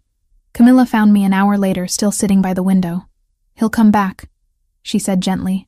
Franco always comes back. I wanted to believe her. But belief required faith, and faith required forgetting how easily people disappeared when violence wrote its stories. The attack came at dawn on the 6th day after Franco left. I was helping Camilla prepare breakfast when the security system chimed, not the gentle notification of someone approaching, but the harsh blare that meant perimeter breach. Joseph appeared in the kitchen doorway, already on his phone. His expression locked into something hard that made him suddenly resemble Franco more than I'd noticed before. "Take Camilla to the bunker. Now." "What's happening?" Camilla's hand went instinctively to her swollen belly. "Now, Kayla." Joseph's voice carried absolute authority. He pulled a handgun from somewhere beneath his shirt and moved toward the living room windows. I grabbed Camilla's arm, pulling her toward the hallway where Joseph had shown me the panic room entrance on my second day here. A section of wall that looked solid opened with hidden hinges, revealing a reinforced steel door behind it. Camilla's breathing had gone shallow, panic making her stumble. "It's okay," I lied, punching in the code Joseph had made me memorize. "We're safe. This place was built for exactly this." The door opened onto stairs leading down into darkness. Emergency lighting flickered on automatically as we descended, illuminating a space about the size of my old apartment. Medical supplies lined one wall, weapons another, food and water enough for weeks stacked neatly on industrial shelving. A bank of monitors showed camera feeds from around the property. "Oh, God," Camilla whispered, staring at the screens. 8 men moved through the perimeter in coordinated patterns. They wore dark tactical gear, faces covered, moving with military precision, not random criminals or opportunistic thieves. This was planned, professional, designed to overwhelm any defense. On screen 3, I watched Joseph take position behind the kitchen counter, 2 security personnel flanking him at different angles. The odds were 3 against 8, and even I could calculate how badly that math worked out. "Joseph," Camilla breathed, her hand pressed against the screen showing her husband. "Please be smart. Please just let them take whatever they want." But they didn't want things. They wanted me. The first shots came through the living room windows, glass exploding inward in crystalline showers. Joseph and his team returned fire with controlled bursts, professional and calm. One of the attacking men went down, then another. But the remaining 6 kept advancing, using trees and landscape features for cover. Camilla gasped, doubling over. I caught her as she nearly fell. "What's wrong?" "Contractions." She breathed through gritted teeth. "Started an hour ago. I thought they were false labor. They're not." Terror spiked through me. "How far apart?" 5 minutes, maybe less now." She straightened as the contraction passed, her face pale. "This can't be happening. Not now. Not like this." Above us, the firefight continued. I watched on the monitors as Joseph's team managed to take down 2 more attackers. But one of the security personnel collapsed, blood spreading across his shoulder. The odds were shifting, and not in our favor. "I need to check you." I guided Camilla to the medical section, pulling out supplies with shaking hands. "Tell me your symptoms." "Everything. Water broke about 20 minutes ago." "I didn't want to worry you with the alarm going off." She lay back on the cot, breathing hard. "The baby shouldn't come yet. It's too early. You're 35 weeks. That's premature but viable with proper care." I pulled on gloves, forcing my training to override the fear clawing at my throat. "But we need to get you to a hospital soon." "Does this look like soon is possible?" She gestured weakly at the monitors where the remaining 4 attackers had breached the house. I could see Joseph falling back, covering the hallway that led to our position. The other security guard was moving, limping but functional. They'd bought us time, but not much. "Can you reach Franco?" Camilla asked through another contraction. I grabbed my phone from my pocket. No signal this deep underground. The bunker blocks everything. That's the point. Then we're on our own. She gripped my hand with surprising strength. "Kayla, I need you to promise me something. If it comes down to choosing between me and the baby, you save the baby. Whatever it takes." "That's not going to happen. Promise me."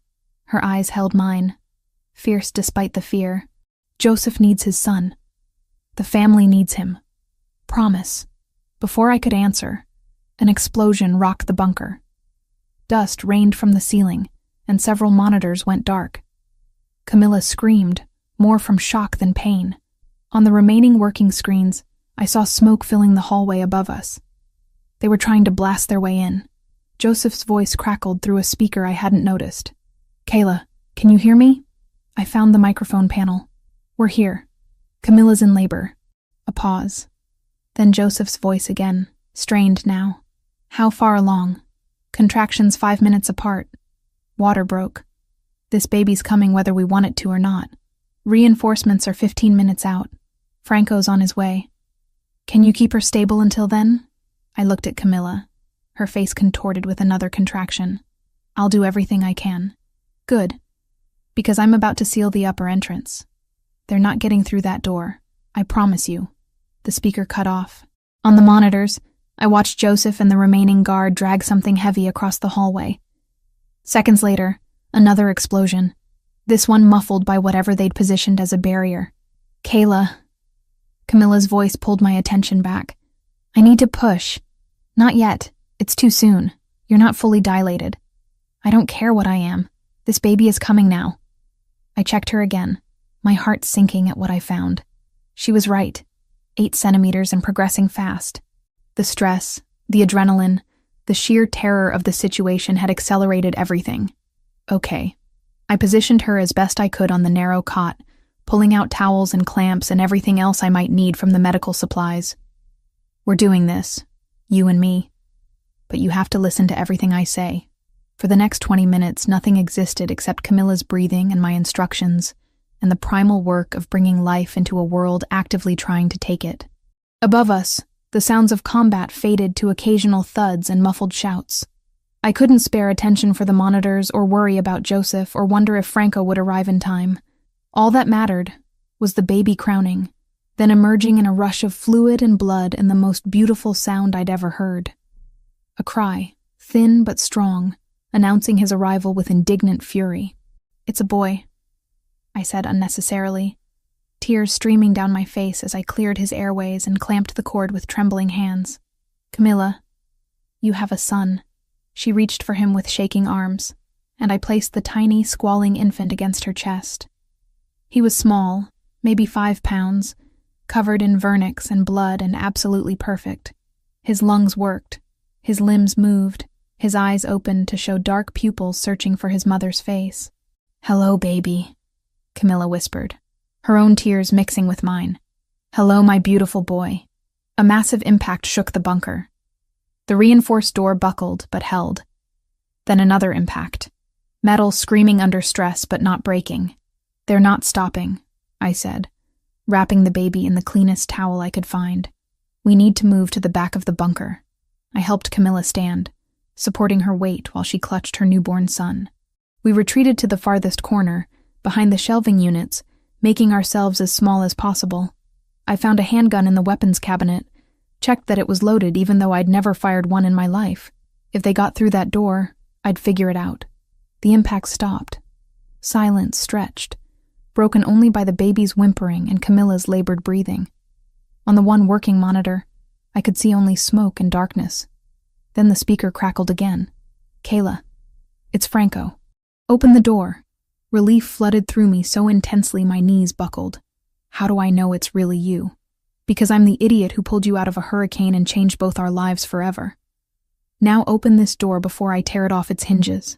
I stumbled to the control panel, punching in the release code with shaking fingers. The locks disengaged with heavy clicks. The door swung open to reveal Franco, covered in blood that might have been his or someone else's, flanked by a dozen armed men in tactical gear. His eyes found me first, scanning for injury, then moved to Camilla holding her newborn in the corner. "Is everyone okay?" "The baby came early. Camilla needs a hospital. Joseph is alive. Injured but alive." Franco moved into the bunker, and despite everything, despite the blood and violence and chaos, his hand was gentle when it touched my face. "You did well. You kept them safe. I delivered a baby in a bunker while people tried to kill us. I don't think well covers it." "No." He pulled me against his chest, and I could feel his heart hammering beneath the tactical vest. "Extraordinary. That's the word." Paramedics arrived minutes later, swarming the bunker with stretchers and equipment. They took Camilla and her son first. Then Joseph, who'd been shot twice but had somehow stayed conscious and fighting until Franco's reinforcements arrived. Of the 8 attackers, 5 were dead, 3 captured and already being interrogated somewhere I didn't want to know about. Franco wouldn't let me go, even when the paramedics wanted to check me for injuries, even when police arrived to take statements. His hand stayed locked around mine like letting go meant losing me forever. "It's over," he said, as dawn broke over the property, painting the destruction in shades of gold. They made their move, and they failed. Now we finish this. I looked at the bullet holes in the house walls, the blood-staining gravel, the broken windows and scorched wood. Looked at the man beside me who'd orchestrated violence to protect what he'd claimed as his. What happens now? Now you stay alive. Now that baby grows up safe. Now we make sure nothing like this ever happens again. He turned to face me fully. And now you decide if you can live with what it takes to make that promise real. The choice stretched before me, clear and terrible and somehow inevitable. Walk away from this world of blood and bullets, or stay and accept that safety always came with a cost. I looked at the bunker entrance where Camilla had given birth in darkness while war raged above. Thought about the tiny life that had entered the world screaming defiance at death itself. "I already decided," I told Franco. "The moment I promised to keep them safe. I'm staying." His expression held relief and regret in equal measure. "You shouldn't have to." "Maybe not, but here we are anyway." Key West at sunset looked like something from a postcard. All golden light and turquoise water and buildings painted in colors that would look garish anywhere else but somehow worked here. Franco had chosen the location carefully. Neutral territory where none of the major players held absolute control, where agreements made had to be honored because violating them meant losing access to one of the few spaces where business could happen without immediate bloodshed. The resort was small, exclusive, the kind of place that catered to people who valued discretion over ostentation. We'd arrived 2 hours early, giving Franco's security team time to sweep the entire property. I watched from our suite window as they moved through gardens and checked rooftops, invisible to casual observers but unmistakable to anyone looking for them. "You don't have to come to the meeting," Franco said, adjusting his tie in the mirror. He'd dressed carefully for this. Suit charcoal gray, shirt white, everything calculated to project power without aggression. "You can stay here where it's safe. We've established that nowhere is actually safe." I turned from the window. "Besides, you said my presence matters, that it shows you have something to lose beyond territory and profit." "It does, but that makes you a vulnerability they'll notice and potentially exploit. Then they'll exploit it. But I'm coming anyway." I'd chosen my own outfit with equal care. A wine-colored dress that Joseph's wife Camilla had helped me select before we left. Professional but not corporate. Elegant but not flashy. The kind of thing that said I belonged without demanding attention. Franco studied me for a long moment, then nodded. "Stay close. If anything feels wrong, you leave immediately. No arguments, no heroics. You run." Agreed. The meeting took place in a private dining room overlooking the water. Franco and I arrived first, along with 2 of his security team who positioned themselves at strategic points. Within 10 minutes, representatives from the Cartel del Golfo filtered in. 3 men in expensive suits who carried themselves with the confidence of people used to being feared. They greeted Franco with careful respect, acknowledging me with brief nods that assessed and catalogued without lingering. The final group to arrive was from the O'Sullivan family, the Irish organization that controlled Jacksonville's port operations. 2 men, one older with silver hair and sharp blue eyes, the other younger but carrying the same watchful intensity. They shook Franco's hand with the ease of people who'd done business before, though I noticed neither side relaxed their guard. "Gentlemen," Franco began once everyone was seated, "thank you for coming. We're here because the Cartel de Sinaloa has forced a situation that affects all of our interests. Their attempt to seize control of Miami's port operations through violence threatens the stability we've all worked to maintain." The older O'Sullivan, who'd introduced himself as Patrick, leaned back in his chair. "We heard about the attack on your cousin's property. Casualties on both sides, I'm told. 8 of theirs, 2 of mine injured. They also inadvertently helped deliver my cousin's son 3 weeks early." Franco's voice remained neutral, but I heard the steel underneath. "They've demonstrated they're willing to escalate beyond acceptable boundaries. That makes them everyone's problem." One of the Cartel del Golfo representatives, a man named Rojas, spoke carefully. Sinaloa's aggression in Florida has disrupted supply chains we depend on. Their willingness to ignore established territories threatens our own operations. We have no love for them. Which is why I'm proposing an alliance, Franco continued. Not permanent, not binding beyond this specific situation, but coordinated pressure from 3 directions simultaneously. They can't fight all of us at once, and they know it. Patrick O'Sullivan's sharp eyes moved to me briefly. And what's her role in this? Forgive my directness, but you don't usually bring civilians to business meetings. Kayla is here because Sinaloa made her a target when they couldn't break my operations through conventional means. She represents why we're having this conversation.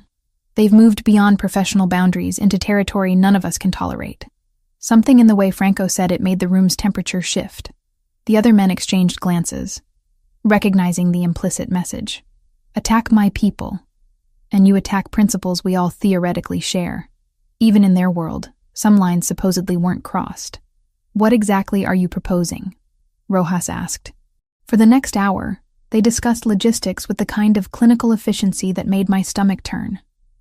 Not violence explicitly, but pressure points and leverage and coordinated actions that would strangle Sinaloa's operations in Florida without requiring overt warfare. The Cartel del Golfo would block their Mexican supply routes. The O'Sullivans would deny them access to northern ports. Franco would maintain his stranglehold on Miami, while quietly ensuring that every legitimate shipment Sinaloa tried to move got delayed, inspected, or mysteriously rerouted. They'll have to negotiate or leave, Franco said. Those are their only options if we execute this correctly. And if they choose to escalate further? The younger O'Sullivan asked. Then we respond in kind, but with 3 organizations backing the response instead of 1. They're not stupid. They'll read the math and understand they've lost. Patrick O'Sullivan studied Franco for a long moment. You've changed since your father's time. Antonio would have responded to their attack with immediate retaliation. You're choosing strategy over vengeance. My grandfather taught me that lasting solutions come from thinking 3 moves ahead, not from satisfying immediate anger. Franco's voice held quiet respect when he mentioned Luca. Antonio forgot that lesson. I won't. The negotiation continued through dinner, a meal I barely tasted despite its obvious quality. I sat beside Franco, silent as agreed, watching the careful dance of men who dealt in violence discussing how to avoid it through superior positioning. It should have horrified me, and part of it did. But another part, the part that had watched Camilla give birth while explosions rocked the bunker above us, understood the necessity of what they were arranging. By the time dessert arrived, they'd reached agreement. Specific territories, specific actions, specific timelines. Everything documented carefully in language that sounded almost legitimate until you understood what the euphemisms actually meant. One more thing, Franco said, as the meeting prepared to adjourn. This arrangement protects all of us, but it also means we're vouching for each other's integrity. If one of us violates the terms or uses the distraction to move on the other's territories, the alliance becomes an immediate liability. Are you questioning our word? Rojas's voice carried an edge. I'm clarifying that my word is iron, and I expect the same from everyone at this table. Franco met each man's eyes in turn. We all benefit from Sinaloa's retreat. We all lose if we turn on each other the moment the pressure eases. I need to know everyone here understands that. Patrick O'Sullivan nodded slowly. My family doesn't break agreements. Our reputation depends on it. Nor does mine. Rojas agreed. You have our word. They shook hands, sealed deals with centuries of bloody tradition behind them, and dispersed into the Key West night. Franco and I remained in the dining room after they'd left, alone except for security personnel positioned at careful distances. It's done, Franco said quietly. Sinaloa will receive notification of the alliance within hours. They'll have 72 hours to make a decision. And if they choose violence, then we end this permanently. But they won't. They're businessmen underneath everything else. They'll negotiate terms for withdrawal that let them save face, and everyone moves on with minimal casualties. He turned to face me. You did well tonight. Staying quiet. Observing. Some of those men were testing me by watching you, seeing if you'd react inappropriately or demonstrate weakness. I'm not weak. No. His hand found mine beneath the table. You're extraordinarily strong. Stronger than I had any right to expect when I pulled you from that water. We stayed in Key West overnight, returning to Miami the next afternoon. The city looked different somehow. Familiar streets carrying new weight now that I understood what happened in the spaces between buildings. Franco took me back to the financial district apartment rather than his own home, maintaining the careful separation he'd established weeks ago. I need to be at the port for the next few days, he explained, making sure everything we discussed gets implemented correctly. You'll be safest here with the security we've already established. When will I know if it worked? 72 hours. They'll respond within that time frame or they won't, and either way we'll have our answer. He left, and I was alone again with my thoughts, and the city spread out below. The agreement felt surreal, like I'd witnessed something from a movie rather than actual life. But the bandage still on Joseph's shoulder where he'd been shot was real. The tiny baby fighting in the NICU, born 3 weeks early because violence had forced his entrance into the world, was real. All of it real. All of it the cost of being connected to Franco Versiani. Megan called that evening, the first time we'd spoken in almost 2 weeks. Jake told me some things, she said carefully. About what happened at the property. About the baby. Are you okay? Physically, yes. Otherwise, I'm not sure. Do you want to leave? Because Jake said he could arrange something. Get you somewhere safe. Somewhere away from all this. The offer hung between us. Genuine and tempting, and ultimately impossible. I can't leave now. Not after everything that's happened. Not when it's almost over. Almost over isn't the same as over. Her voice held the kind of worry I remembered from college, when I'd dated badly and made questionable choices, and she'd been the voice of reason. Kayla, this isn't your world. You don't have to stay in it just because you got pulled into it temporarily. What if it's not temporary anymore? What if I chose this? A long silence. Then I hope you know what you're choosing, and I hope he's worth it. After we hung up, I stood at the window watching lights flicker on across the city. Somewhere out there, messages were being delivered, pressure being applied, the machinery of Franco's coalition grinding into motion. In 72 hours, I'd know if I'd bet my future on the right man, or if everything would collapse under the weight of violence neither of us could fully control. But for tonight, in this expensive cage that no longer felt quite so confining, I chose to believe that sometimes impossible things worked out, that sometimes falling into dark water led to finding something worth drowning for. The city glittered below, indifferent to the wars fought in its shadows, and I made my peace with becoming part of those shadows, at least until the dawn. 6 months after falling from Franco's yacht into hurricane waters, I stood in the neonatal intensive care unit, watching Joseph and Camilla's son sleep peacefully in his mother's arms. He'd spent 5 weeks here after his dramatic entrance into the world, but now weighed a healthy 7 pounds and was finally going home. Thank you, Camilla said for the dozenth time since I'd arrived, for everything you did that day. The doctor said if you hadn't kept me stable, if you hadn't managed the delivery so well, we might have lost him. You did all the hard work, I replied, though the memory of delivering a baby while explosions shook the bunker above still woke me some nights. I just helped. You saved my family. Joseph appeared in the doorway, his shoulder healed, but still carrying a slight stiffness from where the bullet had torn through muscle. That makes you family, Kayla.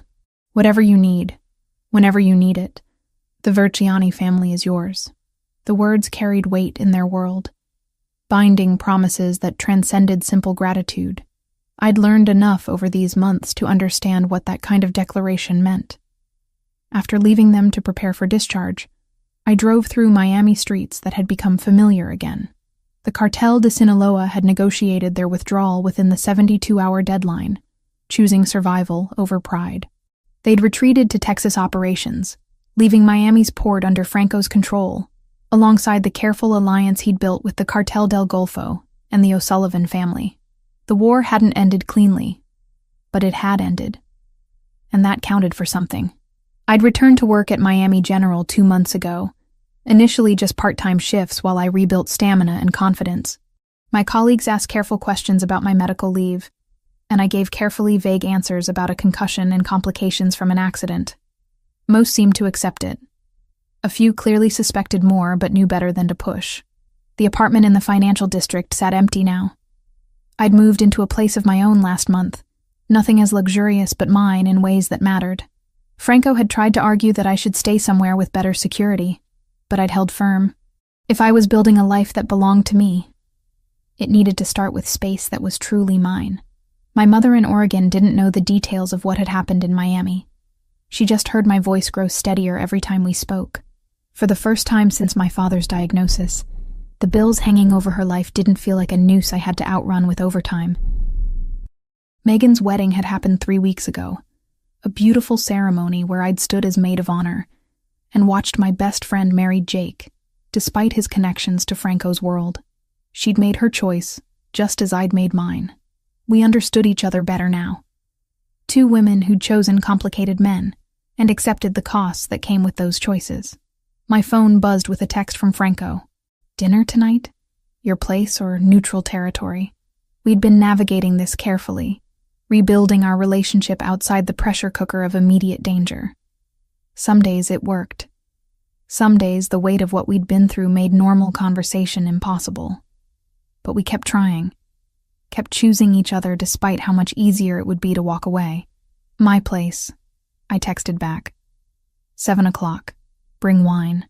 The evening air carried hints of autumn when Franco arrived exactly at 7, bottle of wine in hand, and that careful control still evident in every movement. But when I opened the door, his expression softened into something that looked almost like peace. Your place is nice, he said, looking around my modest apartment with its secondhand furniture and walls I'd painted myself. It suits you better than the financial district. It's mine. That makes it perfect. I took the wine and gestured toward the kitchen where I'd been attempting to cook something that wasn't hospital cafeteria food or expensive restaurant meals. I hope you like pasta. It's pretty much all I know how to make. I love pasta. He loosened his tie, becoming marginally less the dangerous businessman, and more just a man who looked tired. Joseph told me you visited today. Baby's finally going home. Camilla looks happy. She is. They both are. He accepted the wine glass I poured and settled onto my thrift store couch. They also told me what Joseph said to you. About being family. He was being generous. He was being accurate. Franco's dark eyes held mine. You're part of this now, Kayla. Not because you were forced into it, but because you chose it. Chose us. That means something in our world. Does it mean I get a vote in family business decisions? I asked, only half joking. It means your voice matters when it should. That you're protected not as a courtesy but as a right. That the resources of the Vertiani family are yours if you need them. He paused. It also means you're held to certain expectations. Loyalty. Discretion. Understanding that some things can't be discussed even with people you trust. I sat beside him, close, but not touching. I know.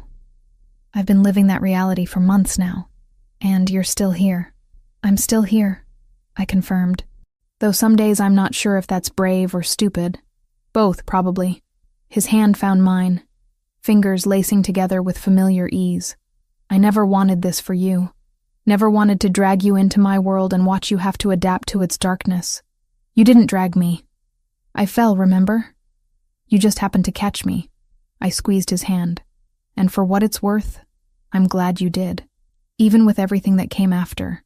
We ate dinner sitting on my small balcony overlooking a neighborhood that was nowhere near as glamorous as the financial district, but felt infinitely more real.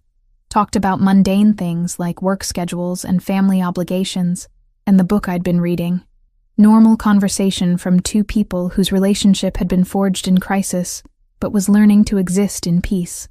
Later, after the wine was finished and the sun had set over Miami's skyline, Franco pulled me close on the couch. I love you, he said simply. No drama or grand gestures. Just truth laid bare. I've loved you since you questioned my decisions about taking you to that apartment. Since you showed courage I had no right to expect. I know it's complicated. I know I come with baggage that could crush most people. But I love you anyway.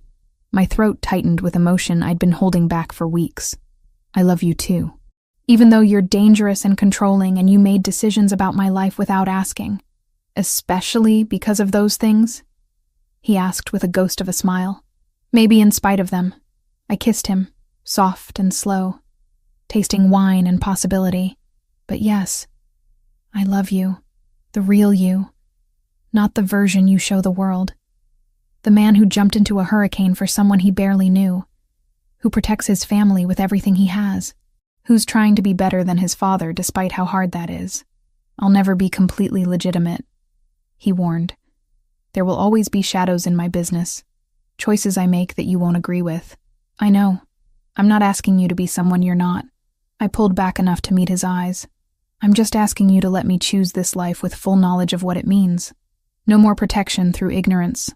If I'm part of this family, I need to understand what that actually entails. He studied my face for a long moment, then nodded. Fair enough. No more hiding the difficult parts. But that means you'll see things that might change how you feel about me. Then I'll deal with that when it happens.